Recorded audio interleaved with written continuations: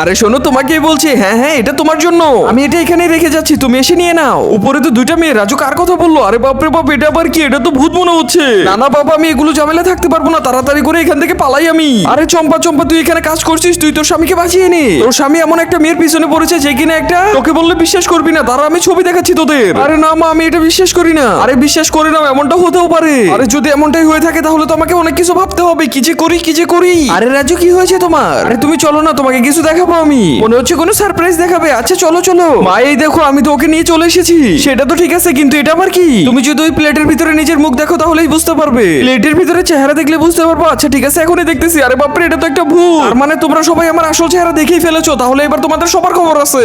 আল্লাহর সুন্দর ছবিটির জন্য তো সবাই লাইক সাবস্ক্রাইব করে দেয়, কিন্তু আজ দেখবো তোমরা মা বাবাকে কেমন ভালোবাসো। যদি মাকে ভালোবাসো তাহলে ভিডিওতে লাইক দিয়ে চ্যানেলটি সাবস্ক্রাইব করে দাও। আর যদি বাবা মা দুজনকে ভালোবাসো তাহলে কমেন্টে আই লাভ ইউ বাবা মা লিখে যাও। লাইক সাবস্ক্রাইব না করলে বুঝবো তুমি তোমার বাবা মাকে ভালোবাসো না।